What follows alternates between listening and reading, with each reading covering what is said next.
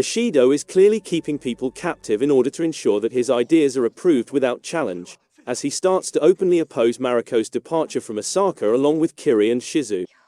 Ishido refuses to budge, telling Mariko that she must wait for the regents to make a decision on her ability to go.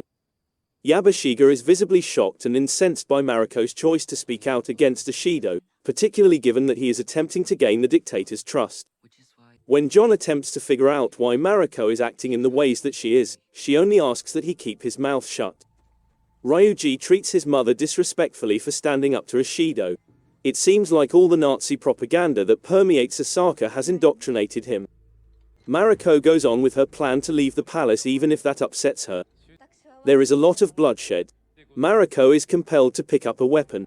It is made clear by Kiyama and Ono that they are terrified to take action against Ishido since doing so would put their families' lives in danger.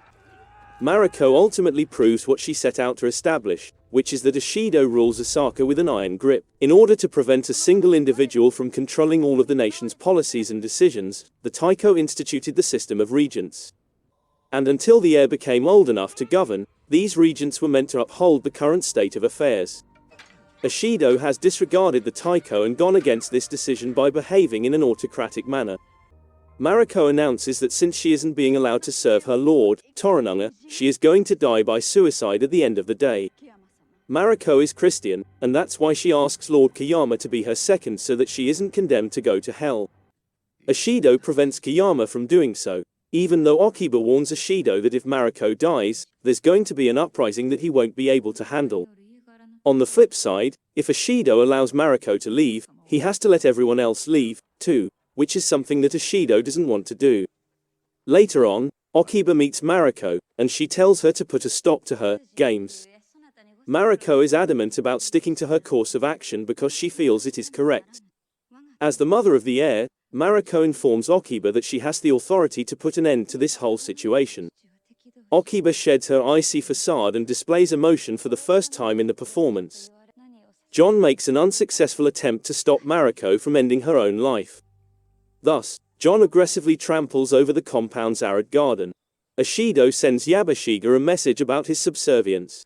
Mariko goes to her seppuku ritual after Father Martin leads a joint prayer. As Kiyama fails to appear, John chooses to be her backup. Just when Mariko is ready to stab her heart, Ishido suddenly shows there and saves her life. He tells her that she may go and that anybody else who wishes to depart Osaka can make a request, which will be reviewed and authorized if necessary. As they prepare to depart Osaka at the end of Shogun, Episode 9, everyone appears to be in a festive mood. John and Mariko start working on the pillowing task.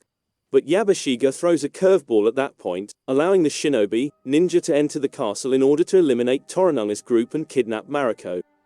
When Mariko chooses to sacrifice herself in an explosion set up by the shinobi, things go terribly wrong. I do believe she is dead. It's a really unsettling way to wrap up Mariko's entire story. Mariko was upset at her fate, just as Okiba had stated earlier in the show. She was angry because she had done everything right and yet she was destined for an unhappy existence. When no one was watching, she was able to accomplish her goals, including her relationship with John. Her faith remained unwavering. She remained devoted to Toranaga throughout. Was her death significant, though? I am aware that the passing of a nobleman typically incites people to demonstrate against the relevant tyrant during fascist times. Mariko's father was a betrayer. In my opinion, she was not wrong to have an affair because, in the past, women were allowed to pillow anybody they choose if men were allowed to have concubines. It shouldn't be beneficial for males alone to legalize polygamy, is it? Nevertheless, the public remained unaware of Mariko's love relationship.